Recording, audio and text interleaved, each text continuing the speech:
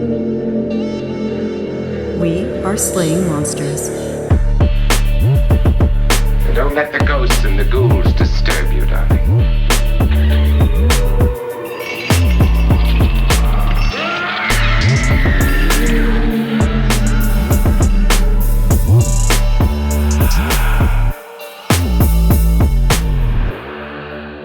It feels to me like we all very much have morning voice today. Like, yeah. I don't know what it is. Usually, we're in better shape. Yeah, EJ's infectious morning voice. I don't know. Yeah. It's funny because I do too. We do early morning recordings, you know. We're recording these at 9 a.m. most of the time, except for that one that we did at like 6 a.m. 6 a.m. But yeah, I don't know. I feel like maybe I just haven't been talking as much this morning. I need to exercise my voice and get it started out. I don't know. You were talking at me pretty hard this morning about he was doing the cornering me about Fortean stuff again this morning, which happens. Was I? So you know what's funny? I don't even remember doing that. You were was ranting. I really? Yeah, he goes into this this fugue state, and he rants at me. And, you know, I back up into a corner and just let him finish, and then he walks away, and it's fine. Oh, I was ranting about the shift from, because I see this sometimes, the shift from people who start out as just being curious investigators, and then the content monetization happens, and they find that people are more interested in the mystery than they are in the solution to the mystery, and they drop off that. And so it would be if Slaying Monsters stopped investigating the Lutzes themselves, and we just sat down and were like, oh, well, let's only talk about the mysterious ghosts in the Amityville haunting. Or at the end, we're just like, oh, but maybe he was actually possessed the whole time anyway. We don't really know. Right. It's where you say, we're just asking questions. It could be. It is possible. But then you never, look into anything after that. Exactly. And I see it happen a lot when people start monetizing and start pushing products instead of their insight and their opinions. And they're pushing that for their content. You saw it with Rogan. I mean, Rogan is very much a supplement supplier who hooks people with conspiracy theories. That's his whole shtick anymore. Yeah.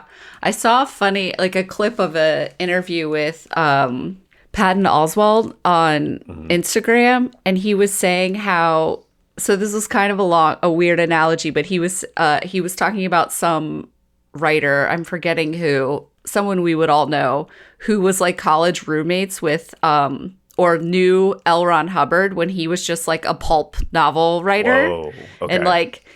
And he was he was a normal fine guy. He wrote these pulp novels, and then all of a sudden it was he has a church and all these cult following people, and he's living on a boat, and he's just what world am I living in? And apparently Patton Oswalt was friends with, has known Joe Rogan for a long time because he was just a road comic like the rest of them, back in the day. And he was a totally fine dude, normal comic, whatever. And he's now he, can sway elections and is a conspiracy theorist, or, conspiracy theorist adjacent at least. Yeah, and supplier. Yeah, and he's sometimes I feel a little bit what is going on? This dude that I knew who was a dude is now in charge of shit, kind of or has all this influence. It's wild, man. I'd look forward to the day that Slaying Monsters can sway elections. I'm really excited for that. Yeah, that's not a dangerous thing to find yourself in at all. I do not want that power. I don't either.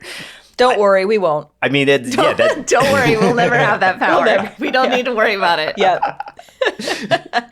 You don't. I mean, it's a scary notion having something like that you're. What if you're wrong? I guess the people that have that don't really worry about being wrong. They worry about money. Yeah. Yeah, they're not concerned about being wrong. They're concerned about getting more power and money for themselves. Like, I think that's the thing is just that's just becoming like more increasingly clear to everyone, no matter your political inclinations. I feel like people draw different conclusions or like different things that they would like to see as outcomes or policy measures based on that fact. But I feel like, I don't know, I feel like in the last 6 months, there's just been this like condensing of like everyone is going to the same opinion. Like, this small group of people have way too much money and power. What we should do about that, I think people are divided on. But like, Yeah. Well, at Anyway. least here on Slaying Monsters, we'll try to stay as fact-based as we possibly can till the end of time. And we'll Yes. just do our best. We're going to do our very best with that. Absolutely. Slaying monsters propelled by the truth, not by the product. And if you want to show your support, head over to slayingmonsterspodcast.com. Click on the Support Us button at the top of the page. And now a word from our sponsors. sponsors ourselves. Yes. Our poor ass selves. And who are we? Yes, obviously Slaying Monsters. We've got Maddie J here. Hey. And we've got Katie.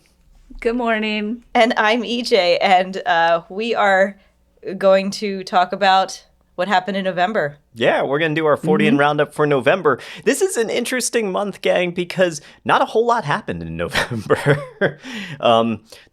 We got some follow-ups here.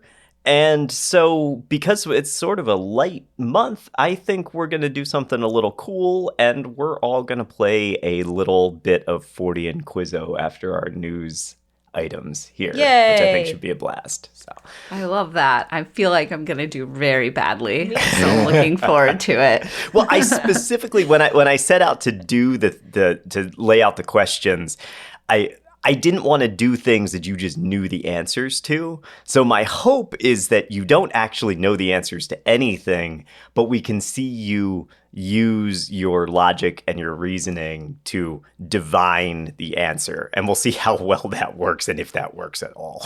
It's going to be good. The audience is going to learn very quickly, if they don't already know, that I have no logic or reasoning. That's not true, EJ. What are you talking about? We'll see. Lower your expectations, people. I'll just say. You'll Very quickly learn that I can be extremely pedantic if you haven't known that about me already. No, it's great. It's great. So let's get started with some news items here, though. We're going to open it by following this 3-Eye Atlas story that has been developing for a couple of months now. We've been following the trajectory of this story for a while. So the interstellar comet object, originally comet now, has made its approach, and we have official confirmation that, yes, it is a comet. It was first sighted in July, which sparked a pretty wild dialogue in the UFO community, a lot of that coming from Harvard professor Avi Loeb. When it first appeared, Loeb led the charge, claiming that since this was an interstellar object with an unusual trajectory, it could possibly be an alien spacecraft or have some type of evidence of alien material on it. He theorized that it might have been a probe sent by an alien civilization. Now, 3-Eye Atlas, or I'm just calling it Atlas, passed by the sun on October 29th, which gave us a pretty good chance to look at it. One of the things that jumped out for astronomers was that it had a tail, just like comets would. And the Meerkat radio telescope array confirmed that radio signals from the object matched expected signals from similar comets. All of the reporting that NASA has had around this object has been, yes, it is a comet. If it is a comet, which all signs point to it being, that could partially explain the unusual trajectory that convinced Loeb that it might be an alien craft. And now, I'm not an astronomer, but this is as near as I can understand, is that comets are made up of dust and rocky material and ice. And so as Atlas gets closer and closer to the sun, the ice melts and breaks off of the comet and causes a release of gases that propel the comet in different directions. So essentially the comet gets hot and farts so hard that it pushes itself around. I mean, I did think that was cool, that it's basically just like hot air and it just like pushes it, and that makes it look a little bit more erratic. Yeah, that's what it seems to be. They call it outgassing. And we actually saw that with another interstellar object, Oumuamua, back in 2017, which released so much hydrogen while passing the sun that it moved contrary to the gravitational pull that it should have been affected by. That's wild. It can also be regularly observed at the Old Country Buffet. Oh, now what now? All right. All right. Oh my gosh. Keeping it real here. So is that the thing? Is that like the strange trajectory? Is that what kind of made people think that it could be alien? I think that the assumption, and I understand it, is that anything that's interstellar, we always want to check it out because, sure, maybe it's like an alien spacecraft that's coming to say hi, but also because, I think we talked about this before, it might just have material on it that we haven't seen before, and that material could give us clues to other things. Because it's so hard for us to see outside our own solar system that anytime we get the opportunity to observe something that is outside our solar system but is essentially close to our front door like this, we're going to glean information that we otherwise wouldn't have been able to see. That makes a lot of sense. And like, even like materials and things like that, it seems right now like all the stuff that's on the comet is what we would imagine would be there. But yeah. I call it the alien candy bar wrapper a lot of times. You know, if there is some type of space junk that's on there that we haven't seen before, that could possibly be an indicator of alien life somewhere else. You know, we have so much space junk in our own atmosphere. That could very well be an indicator to someone who's looking at Earth, sees this shit in the atmosphere and is like, oh, wow, I think there's some intelligent life there. Could be the same thing on this comet if we found something. We haven't, to be clear. But I think that's one of the reasons why people were quick to at least hope that it would prove to be alien. Yeah, and I think the Wired article does a good job of explaining the radio emission, the radiation emission thing that they're talking about. They talk about hydroxyl radicals in the comet and how they can either absorb or emit radiation at specific frequencies. That's just because of the energy level transition. And so, and this is a common thing. They've been like detected in all kinds of space stuff, you know, like this says nebulae, comets, and star-forming regions. And it can glow brightly at radio frequencies under certain conditions. This is from the Wired article directly. So that could also be the other reason why they got all excited. But this stuff is extremely explainable scientifically and quickly. So I don't know. Yeah, that's the thing that I think is so interesting about these. Like the comets are aliens. It's like, pick something that we know less about. Like, I think to EJ's point, we kind of know quite a bit about comets and how they move, or comet-like pieces of like space stuff that come into our solar system. They know what they're looking at. There's not a lot of mystery here. I mean, there's mystery in that, like to what you said, Matt, that it might have stuff on it from outside our solar system that is cool and that we might be able to learn something from. But we've seen a lot of these at this point. Yeah. Very true. And just to give credit, the Wired article is called "The First Radio Signal from Comet 3I Atlas Ends the Debate About Its Nature" by Javier Carbajal, and it's quite good. So and that article, and thanks for bringing up the radiation signal as well, because I think that's important when we say radio signals, I think that the general public has a tendency to jump to, oh, well, it's broadcasting an FM radio frequency or something like that. That's what I would think. But the way that you talk about radio signals in astronomy is different than the way that you talk about them in media broadcast. And so they're talking about the radiation signatures that are coming off the object, not the fact that this comet is actually emitting a radio signal that is playing like Pink Pony Club or something like that. Yeah, I think it points to another problem that can happen sometimes in conspiracy theories or people misunderstanding what they're reading, is that there's a common usage word that is used in a different capacity in a certain research area, right? It could be science, it could be sociology, anthropology, history, whatever, and it has a certain meaning, and you don't know what that meaning is, and you're assuming it's the thing that you think it is, and it's not. And then that leads you to think that they're saying something that they're not saying. And it's just simple, like, misunderstanding of definitions or jargon. Absolutely. Yeah. The other major sort of UFO talking point, or at least talking point for UFO enthusiasts around this in the past few weeks, has been the lack of photos and video coming out of NASA. And the community was very quick to claim that this object was another comet.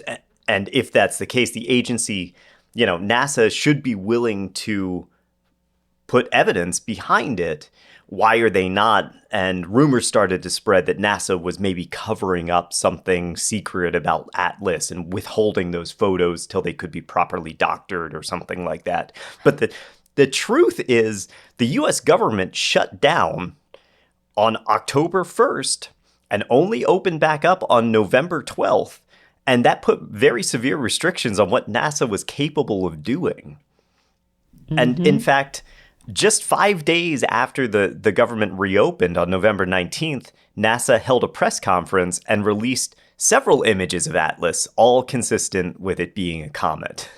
NASA was not open for business, people, except for like necessary things, and releasing images of a comet was not necessary activity. It's very low on the list. Yeah. Yes.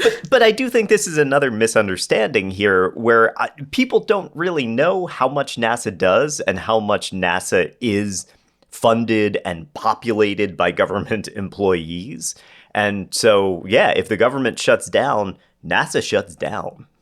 It's just how it goes. NASA plans on taking more photos on December 19th because that's when Atlas will pass closest to the Earth. The photos that we have here were actually taken from the Mars rover as it blew past Mars, which is pretty cool. It's pretty cool that I didn't even know that the rover could do that. So I think that's awesome.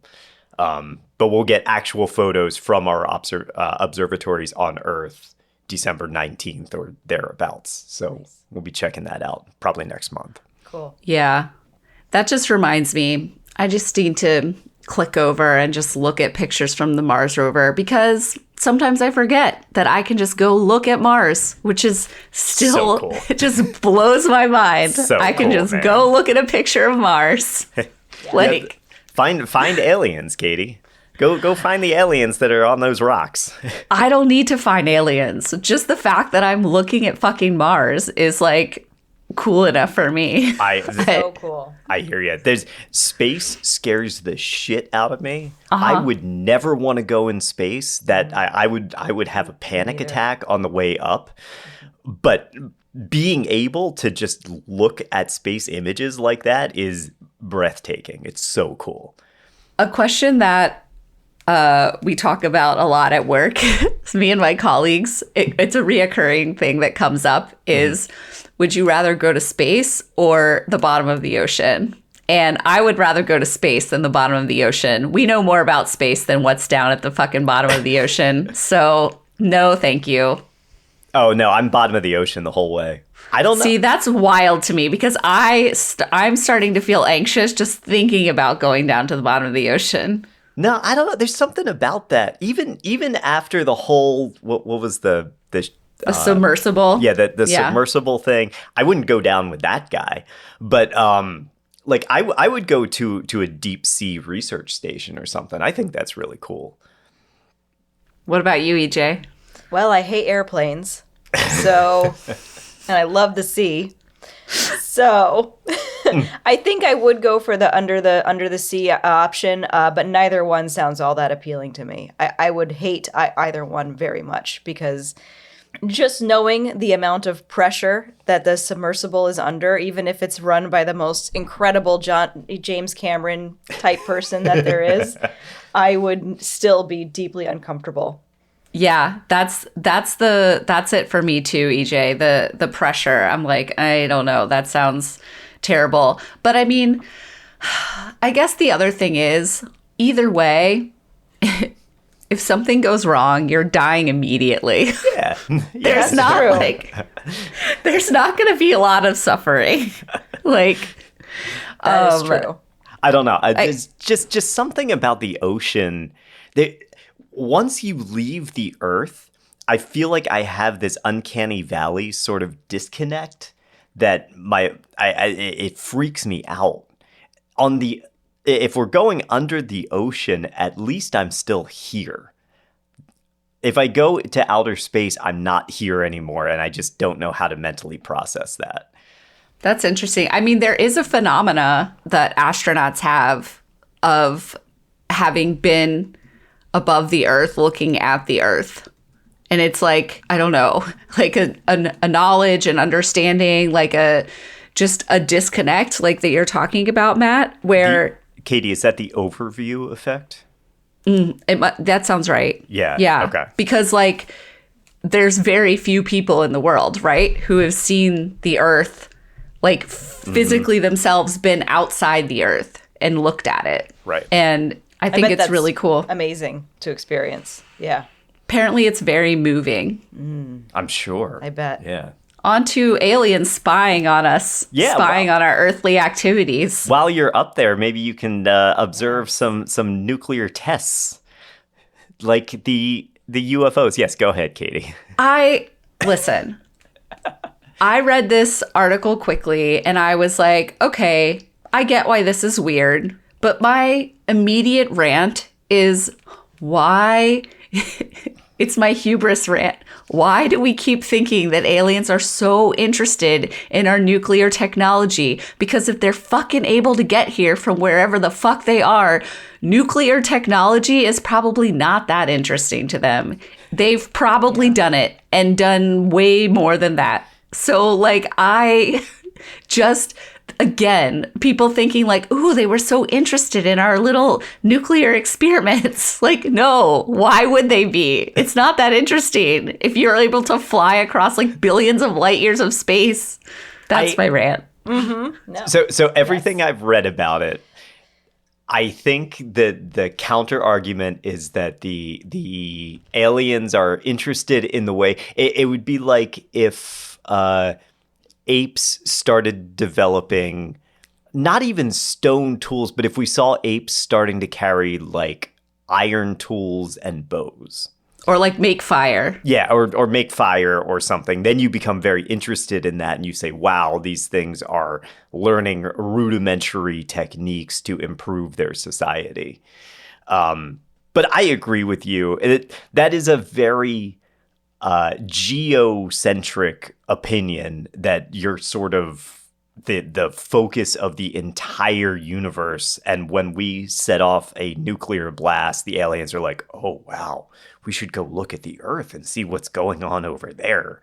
So anyway, this article, I didn't really understand. I mean, yeah. Explain what was happening, Matt, because I was sort of like, I kind of get it, but... Okay, so there's been a long-standing belief that UFOs may have some kind of connection to nuclear testing. But until recently, there hadn't been a whole lot of hard evidence to support that claim. But now researchers from Stockholm University may have data that proves that link. Beatriz Villaroel has, I believe I pronounced that right, I don't know, has been scanning and analyzing photographs taken by the Palomar Observatory as part of the Vanishing and Appearing Sources project during a century of observations. basically, the aim of this is to identify what are called astral transients, or objects that appear and disappear over the last 100 years using archival photos. So they're looking at our skies, trying to find when do stars appear, when do they disappear. But they think they stumbled onto something else. They claim that there are higher instances of flashes of light the day that there are nuclear weapons testing. So when we test a nuclear weapon, they say that they are seeing a greater instance of light in the sky. To support their theory, they presented data that shows over 100,000 astral transients between 1951 and 1957, and noted that these events were 68% more likely to occur following nuclear tests. So they also assert that the lights would not have been caused by nuclear fallout, because that shows up as sort of diffuse spots rather than the star-like objects that they are observing. And they are skeptical that fallout effects would remain in the atmosphere for that long after a test. But to me, this all seems very, very inconclusive. All that they have proven is that they observed more astral transients in the skies following nuclear tests. That's all that they proved. That doesn't necessarily mean they weren't there before. It just means that they saw them after the nuclear tests. We observed them then. It's possible that those objects were made more observable following the tests due to the nuclear radiation in the atmosphere. Also because they were looking, right? They were probably not really looking before. Well, and that's, I don't know. Yeah, that's the observer bias as well. Right. You have to think about that too. Are we only looking after the tests? I thought it was interesting that we see these now because of satellites. And so they were like, but there weren't satellites yet, so it can't be that. And they did go a little bit through like other reasons. They thought it was weird. Like, I think they said something about them being like on the dark side of the earth. So that would be different. They did say it's possible they're just not accounting for, they don't know how radiation blasts are affecting the atmosphere. So that really what was happening was that it was just a light flash, similarly to like reflection off a satellite or something like that, caused because of the nuclear test. But because we don't do nuclear tests anymore, we can't like do it again, repeat the experiment essentially to see like if it would cause weird flashes. I also arguably we could never repeat the experiment because now we do have a ton of satellites up there. So it's like maybe it is affecting the sky, but we're not going to know exactly what way it would affect an empty sky because we don't have that anymore. And it would be impossible to recreate. So I was like, this is really cool. I don't really find anything that weird about it. A, because of the rant I just gave, but also B, because I just think like light is a weird thing and we're like constantly discovering like new ways that things are interacting in space. So it's probably just something we hadn't observed before because we hadn't thought to look at it. And now we've looked at it and we're like, oh, there's a pattern here. And it does take light a long time to travel when you're talking about a great distance. You know, light travels really, really fast here on Earth in our houses. But if you're projecting it into space, it's not outrageous that it could take a couple of days to reach an object and bounce off an object that was dark before we blasted light at it from a nuclear test. But even taking all of that into account, I want to make sure that we're not confusing correlation and causation here too.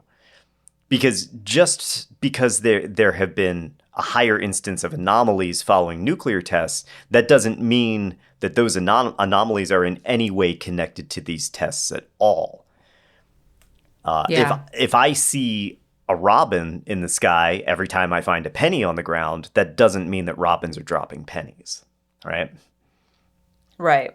I think that the USA Today article versus the space.com article are really good examples of a journalist that works to separate correlation from causation and a journalist that is just sort of asking questions, Right. and not helping the reader along to break those biases out. Yeah. And I think my biggest takeaway here is like, do our journalists have a responsibility to clarify the difference between causation and correlation?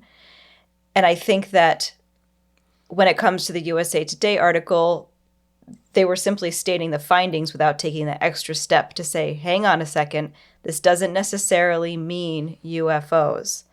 And I think that it's in these subtle logical lapses where conspiracy theories are bred. It's these tiny little moments where we don't take that extra step to help people see what's happening. You are absolutely, absolutely correct, DJ. Thank you. Yeah. 100% star. Yes. Sticker.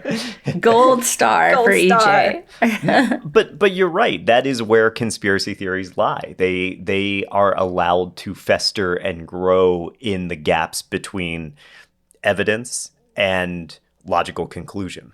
Yeah. And I think people are just uncomfortable with not knowing and saying, like, we just don't know, right? Yep. It's very easily plausible that there's a good natural reason for this, explainable reason for this. We just don't know it yet. And I don't think people like that. They're like, well, if we can't explain it, then maybe something weird is happening. It's like, it's space, man. Like, if we can't explain it, something weird probably is happening. It's just a phenomena we don't understand. Like, Yeah. it's not aliens. I mean, I hate to say it. I will just, like, full transparency for our listeners. Like, I think that is statistically probable that there are, like, other forms of intelligent, we'll call it life, but, like, who knows what shape it is, shape, form, whatever, in the universe. It's statistically probable that that is true. But, like, it's also more statistically probable that there's a shit ton of space phenomena that we don't understand. Absolutely. Yeah. And that both- we're both probably could be true. discovering new every day, you know? Yeah. And if there are aliens out there, you know, other extraterrestrial life that exists somewhere in the universe, and again, I do believe that that's pretty statistically likely, even if it's just bacterial life or little ants or something like that. Yeah. I'm not sure that they're coming by to check up on our nuclear programs. Yeah. Sorry, everyone. Yeah. But if you want to get an idea of two different types of writing when it comes to stuff like this, the USA Today article is I'll include both of them. Oh, in you're our gonna show include them notes. both? Okay, great. They'll both be in our show notes. Never mind. And they're Cool. yeah, it's a great comparison to look at how credulous reporting happens and how someone who's not actually doing the logical reasoning at the end reports on something. Yeah, and you know, to the defense of the journalist, I believe that there could be just a lot of stuff going on in the background that I don't know as a reader and an everyday public person who's like, what kind of pressure is that journalist getting from their higher ups to create something that's a little sensational or a little like open door, like leave it open for the For sure. reader. That's what we want. We want people clicking. Like, Yeah. you know, there could be powers going on here that we don't see. But Totally. I could totally see an edit of that article being like, let's just take this out, because the USA Today article is not in any way saying that this was aliens. Not at all. It's just, Yep. it's not at all saying that. It's just like not holding your hand to be like, here's an extra reason why it's probably not, right? Yeah. They're just like Yeah. not doing that extra step because they Right. want, I think you're right, EJ. It's like, you kind of leave it at, there's enough space for someone to like draw their own conclusions if they want to and like read between the lines. And I could totally see an editor be at the USA Today being like, hey, we want to make this fun for people. Like, we don't need to do that extra step. yeah. Take Sure. it out, you know? Yeah. You know, you got to sell your papers. But Yeah. so, you know, I think a lot of the responsibility is on us everyday people who aren't scientists or historians to like really like think critically when we look at something like this. And you know what's a great way to test your critical thinking skills? What, Matt? A little bit of Fortean Quizzo. Whoa! Yay. All right. So we haven't really done this before, so this should be a lot of fun. Okay. So here we go. Question number 1. And these are going to cover the entire gamut, hopefully, of Forteans. We'll talk about conspiracies. We'll talk about UFOs, cryptids, all that good stuff. So Cool. Question number 1. This is going to be a question about unusual archaeology. During his 15-year excavation of Babylon, German archaeologist Robert Kolzwey claimed to have found a cryptozoological animal depicted in bas relief on the Ishtar Gate. What did he think it was, the Ishtar Gate of Babylon? Was it A, a kraken, B, a dinosaur, C, a dire wolf, or D, a jackalope? And he thought it was a cryptozoological animal? Yeah, he didn't know the name cryptozoological, but he thought it was, yes, an unknown animal. Okay, well, dinosaur is a known animal, so we can eliminate B. Yeah, and I think we can eliminate the first one, the Kraken one. Babylon is a... Oh, I'm such an idiot. It's a desert climate, right? Kind of, sort of. It's like biblical, so Yeah, I'm like, yeah. I'm just imagining like desert-ish. I mean, I feel like dire wolves, I mean, even though dire wolves like were a thing, I feel like I could see some sort of like crazy wolf animal on a gate in Babylon, like the body of a human and the head of a wolf. I'm just making this up. Yeah. Okay. So this is Babylonian. So that would be before the Crusades, right? I don't Yes. know. Maybe you shouldn't help me with that answer. Yes. Mhm. Okay. I think that the idea of the jackalope is like, I don't know for sure, but I think it's like also a European cryptid. I think it's like based in Europe also, which makes me think that if it was during the Crusades, I would say that that was an influence coming down from like Yeah. Europe. I'm also wondering, like, okay, we know that a dinosaur is a dinosaur or whatever, but like sometimes I think about like before we knew what dinosaurs were, ancient cultures like discovering dinosaur bones and being like, what the actual fuck is this thing? Because like, can you imagine? And Yeah. so maybe it was like some sort of crazy drawing of like dinosaur that they imagined from dinosaur bones or something. Yeah. I mean, I think that's how the dragon idea came about, Oh yeah, that's right. We talked about that. I think. Yeah, I mean, I don't know. I don't know enough about the jackalope. I think it's European, but I'm not sure. Ishtar is a very familiar word to me, but I can't place what it is in the context of it. Dinosaur, I love that. I think I'm leaning toward dire wolf, but it seems like that's such a boring thing to be all excited about. Like it's a wolf. Like, I agree. don't know. But Yeah. I'm kind of with you. I think we go dire wolf. Okay. So that's your answer? Dire wolf? Dire Yeah, wolf. maybe. Dire yeah. wolf? Yeah. Yeah. The answer is a dinosaur. Really? Yes. Oh, So okay. Katie, that you're We kinda almost saying got that. there. Damn Yeah. it. It's Yeah. fine. Yeah.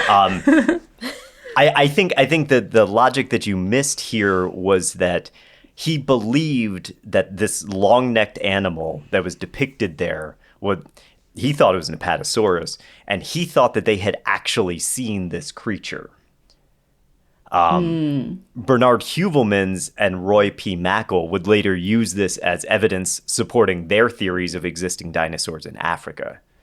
But modern archaeologists believe that that depicted animal is actually a dragon. It's a mythological creature. Nobody ever saw it. They just made it up. Wow, which could Or be maybe- based off of dinosaur bones. Yes. Entirely yeah. possible. Yeah. Yeah. Entirely possible. Okay. Okay, question number 2. John Keel is best known for his writings on Mothman. But during the 1950s, he tried to find the secret behind a popular magic trick. What trick was it? Was it A, the Indian rope trick, where a rope rises from a basket and the magician climbs it?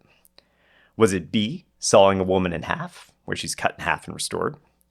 Was it C, the bullet catch, where a magician catches a bullet fired at them, often in their teeth? Or was it D, the linking rings, where a magician causes 3 metal rings to link and unlink? I think it's one of the human ones. I am leaning toward the Indian rope trick. And I don't know why. I think because it involves probably traveling to India and doing research, and I can see someone like him doing that, wherein with the other ones you can just sort of be a magician and know the secrets, where I think the rope trick, yeah, maybe you can also be a magician and know the secrets, but back then I feel like it was much more like, I feel like that's a, I don't know, it's kind of, it's got a foreign feel to it, and that strikes me as somebody who, he does research, and I feel like he would enjoy going to India to do that research. I don't know. Okay. That is very persuasive. I was going to say the bullet trick because I feel like the woman cut in half, that's like, I don't know. Everyone knows that a magician, it's just like a box. It's like an illusion with boxes. But I feel like the bullet catching, it leans more to like magical human powers or something, which might make you think about like Mothman and the fact that Mothman is like a creature, but also maybe like a deformed version of a human or something like that. I don't know. I'm going to go with you, EJ. I feel like it feels exotic to the people from the early 20th and mid 20th century. And so he's like, oh my God, this has to be fake or lore or something like that. So yeah. I'm going with that. Okay, cool. Indian rope trick? Yeah. You are correct. Oh, yes. Yeah. Okay. Yay. Good job, EJ. Yeah. Yeah, so Keel was allegedly told that it was performed by attaching a rope to a horizontal cross wire above the stage. He attempted to perform it himself, but he failed.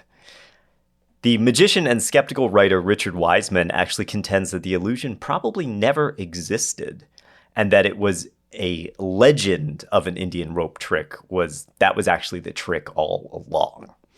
Oh, wow. Cool. That's cool. Well, I love that we got it right. Good job. Well, EJ got it right and convinced me. It was a I don't know. Still counts. It was a feeling. I don't know. Okay, question number 3. Shag Harbor, Nova Scotia, was the site of a famous Fortean incident in 1967, reported by both Canadian citizens and military personnel. Canadian citizens, Canadian military personnel. What was that incident? Was it A, a sea monster encounter, where an eel-like creature swam by a Navy vessel? Was it B, the discovery of an ancient sea chest with runes connected to the Knights Templar? Was it C, a UFO encounter, where a craft was seen crashing into the sea? Or was it D, a motorist who struck an alleged Sasquatch with their car, causing a 4-hour traffic backup on Lighthouse Route, the only coastal road in Shag Harbor? I feel like I have heard this name before, and I can't place where I've heard it and why in relationship to these kinds of things. I think that it's C. I think that it's the UFO crashing. Yeah. Okay. But I could be wrong. EJ, do you have a hunch about it? I also think it's C. I think D is really tempting because it could involve both. You said the Navy and citizens, right? Mm-hmm. Easily involve the Navy and citizens. The first two I don't think could necessarily involve citizens. I think they could easily go undetected by citizens and just the Navy. Yeah. I feel like you are don't telling us on the one about the specificity of the name of the road and everything. I feel like you're trying to misdirect us. Yes. Yeah, you know that game they play on Don't Tell Me, where all the panelists tell the news stories and you have to pick which one is true. Yep. You're right. I didn't think about that, but yeah, that specificity is such a It's tough. it can be a very telling point sometimes, right? It either means it's true or it's false. But I think in this case it means it's false. I think we're in agreement that it's C, right? The alien ship. Yes. Yeah, I think so. Crashed into the sea. C, alien crash. Yeah. You are correct. Yay! Yay! Yes. I feel like I read about it somewhere. Like that's why. It's a relatively famous one. Yeah, October 4th, 1967. A low-flying reddish-orange light was seen entering the water of the harbor, accompanied by a whistle and a bang, like a bomb. Search and rescue was dispatched, but found no wreckage or debris. They did, however, find yellow, foamy water 80 feet wide. It's possible that this was the result of flares fired over the harbor that then landed in the water and turned the water into this yellow foam. The mystery of what crashed there is still unresolved, if anything. Could it have been like a shooting star, like space? Could have been. Yeah. Yep, could have been space junk coming in. It could have just been that they were firing flares and people saw the flares and misinterpreted it. Okay. Go us. 2 out of 3. Yeah. I don't want to get cocky, but Doing good. Yes. Okay. Question number 4. In 2005, a piece of evidence was found on the shores of Loch Ness that allegedly supported the existence of the Loch Ness Monster. What was it? Was it A, Nessie's fishing license? Was it B, a single curved tooth from an unknown animal? Was it C, fossilized scales from an unknown animal preserved on a piece of sedimentary rock? Or was it D, a fresh otter kill showing bite marks of an unknown animal? Oh, this is hard. I'm kind of leaning towards 2 or 3. That would be the tooth, Like a tooth or the scales. Or the Scales in the rock. fossilized Yep. scales. Okay. Because otter marks feels a little like chuka. Oh my god, I can't say it. Chupacabra. Chupacabra. Like where it's just misinterpreting an animal killing something. But Yeah. what do you think, EJ? Yeah, I'm kind of with you. I think it's really tough. I think it's tough because it could be the tooth. I'm leaning toward the fossil because I think the speculation is that Nessie is like a sea serpent, so scales would make sense. Ancient would make sense since the idea is pushed that it's been there the whole time.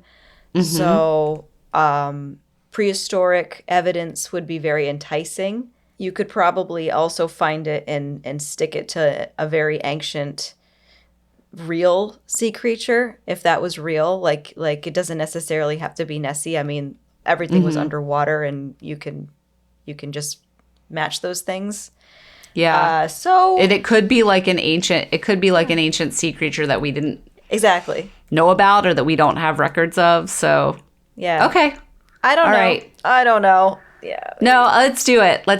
I like that. Okay, so you're Let's going with do the scales, fossilized right? scales. Yeah. Fossilized Yeah. scales. Now, what's interesting is that during that debate, none of you questioned what Nessie is alleged to be, which is a plesiosaur, and whether plesiosaurs have scales. Oh yeah, they don't probably. Because the answer to this is B, the tooth. Oh wow. Oh. Yeah, the tooth. Oopsies. Oops.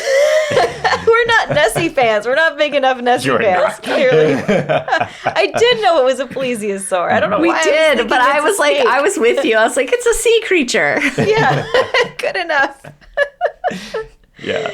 Okay. Yeah, so it was the tooth, and that tooth was later proven to be a hoax created to promote the release of Steve Alton's book, The Loch. Oh. It's a good old piece of marketing. Yeah. Man, just like that 90s Loch Ness Monster movie.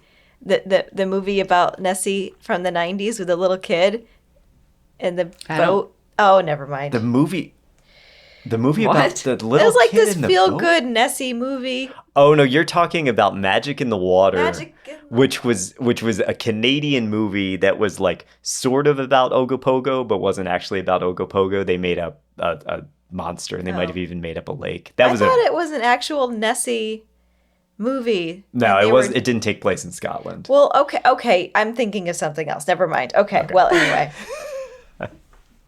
Question number 5. So close. Okay.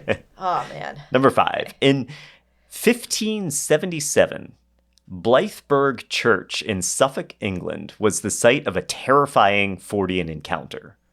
What happened there?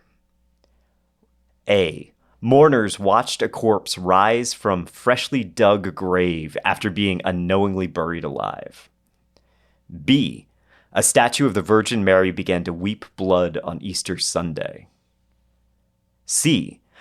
A dragon was seen in the sky flying overhead after its sighting 2 weeks of rainstorms hammered the town. Or D. A demonic dog killed 2 worshippers by burning them and disappeared before the congregation's eyes. Okay. I could definitely see it being one. This was a thing that happened in the past. Okay. I actually feel like I've heard about number 2 happening as part of like different Christian lore, like as different miracles or whatever. So I'm kind of leaning towards 2. The statue of Virgin Mary started weeping. What do you think, EJ? Can you say the name of the church again? Blythburgh Church. Blythburgh. Well, I mean, Where okay. was it?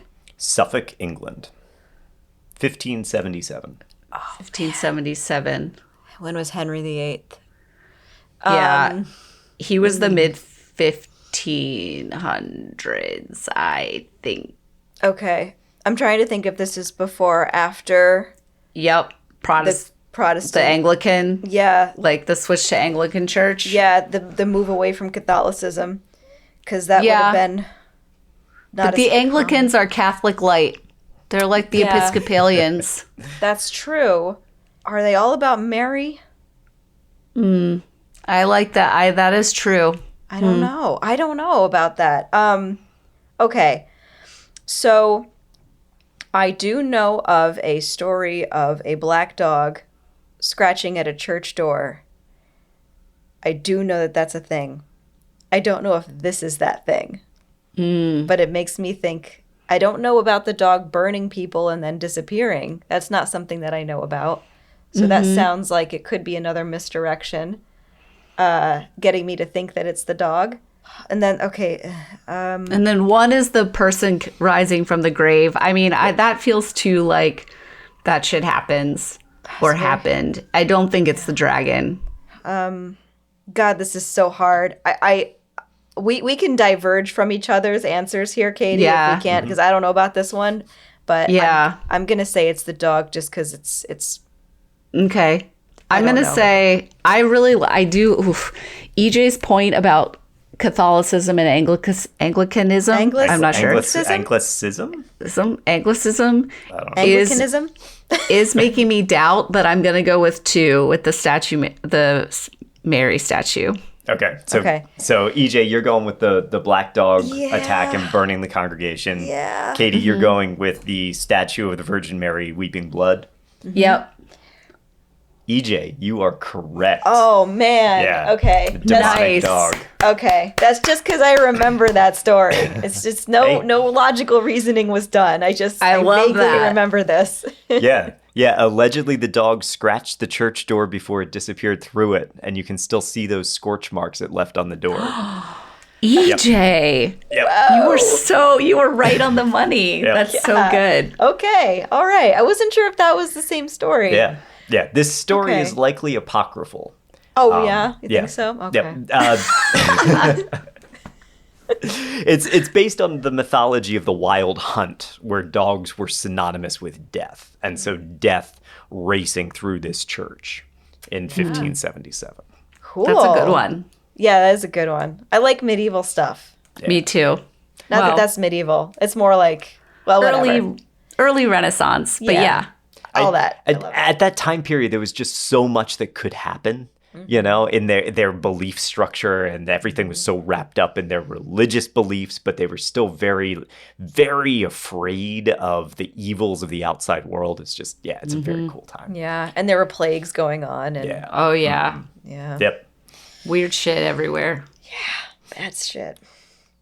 Okay. Question number 6. In 1986, a climber named Anthony Woodridge took a picture of a Yeti in the Garhwal Himalayas in western Nepal. Later analysis revealed that this photo was actually a picture of A, a Himalayan brown bear standing on its hind legs, B, the hindquarters of a yak, partially obscured by bushes, C, a rocky outcropping that kinda looked like a biped, or D, Woodridge's guide who was scouting the route ahead. I want to go with a yak. I just like that one. I like that too. That was like totally stood out to me. Stowy yak. I don't think we're going to logic this. I think we're both just going to go with our gut here. I also think it could be the guide. I really think it could be the guide, but I like that too. but yeah, no, I'll stick with Katie. I'll stick with Katie because I thought the yak was a good one. So The yak? yeah. Yeah. It was a rocky outcropping. No way. Oh my God. It's so lame.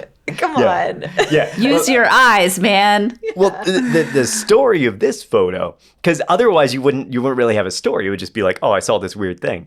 But he went back a year later and took the same photograph, and the Yeti was still there in the same spot.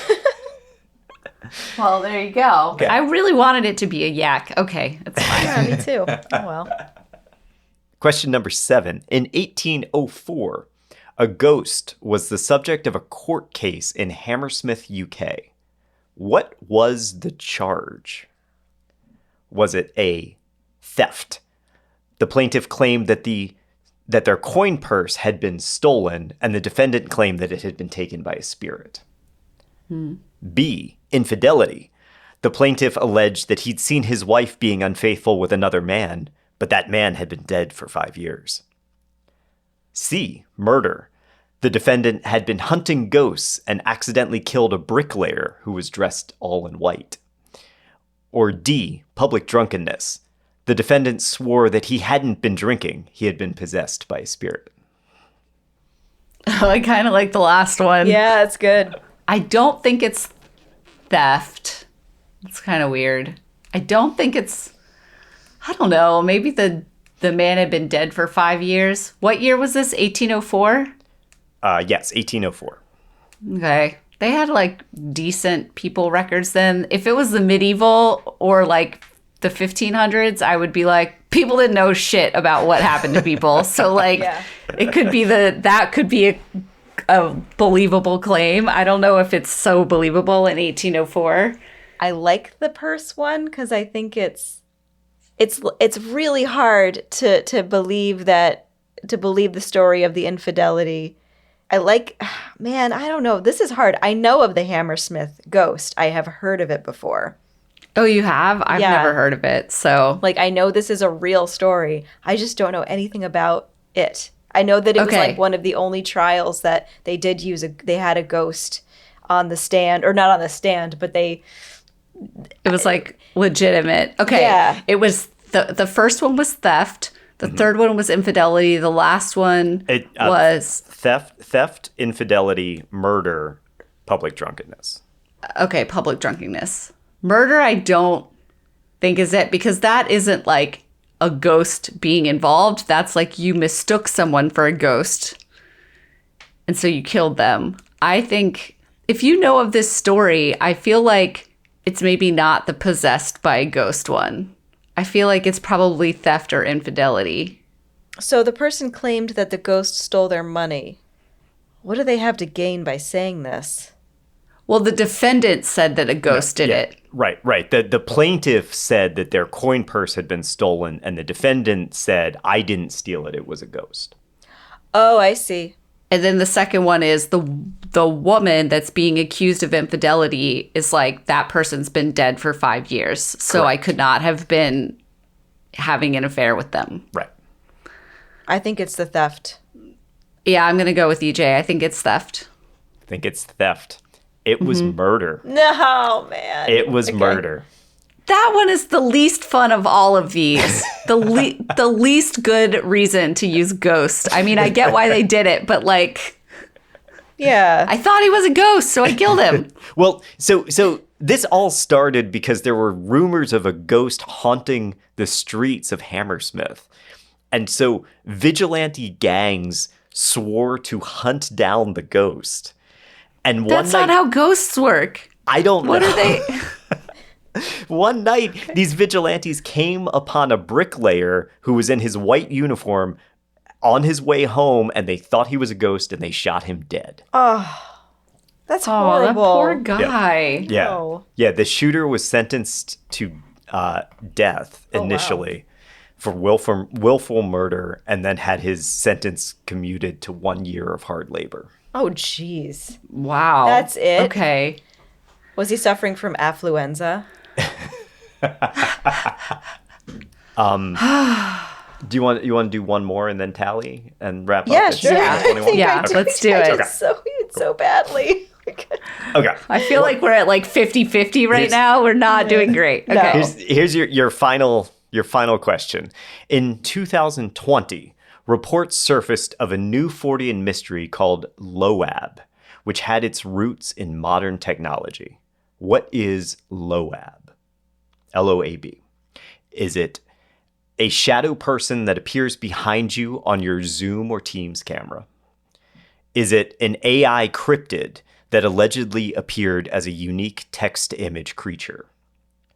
Is it a haunted NFT that allegedly possesses other NFTs on the blockchain? Or is it an amorphous anomaly that appeared in the virtual reality metaverse with no known origins? I like 1 and 4. I kind of find the NFT thing amusing, but I think we all stared at Zoom cameras so fucking much during the pandemic. That's really making me lean toward 1, that people started seeing like shadow anomalies on Zoom cameras and thinking that making conspiracy theory about like ghost.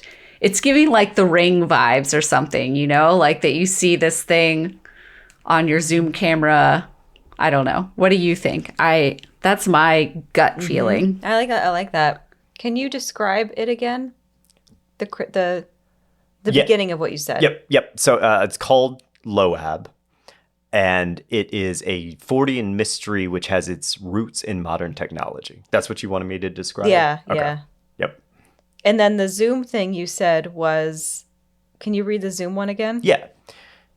A shadow person that appears behind you on your Zoom or Teams camera. And this started in 2020. Correct.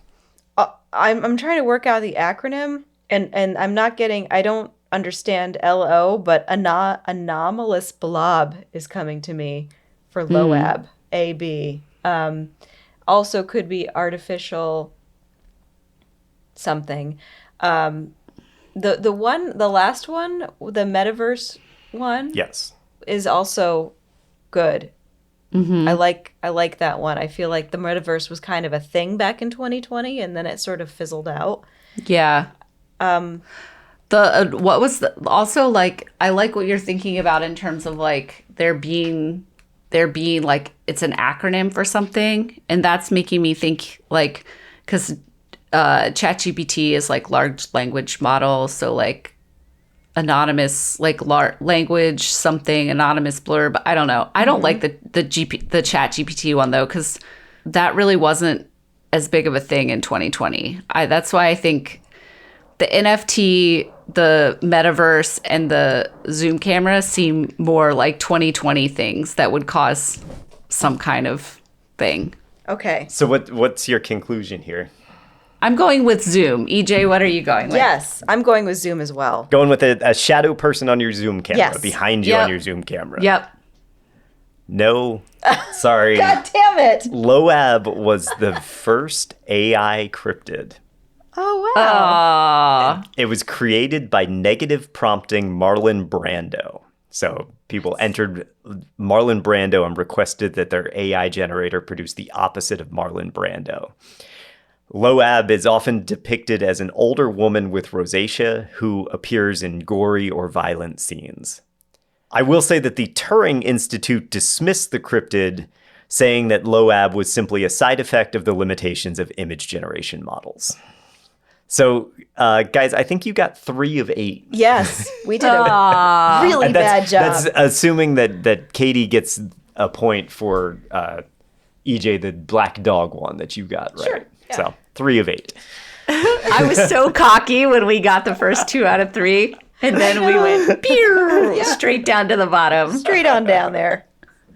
Man, But yeah. I don't know. That was really hard. Okay. That was hard. Well, thank you. That was fun for me. It was I hope fun, that was yeah. It was fun. It was Yeah. fun. Awesome.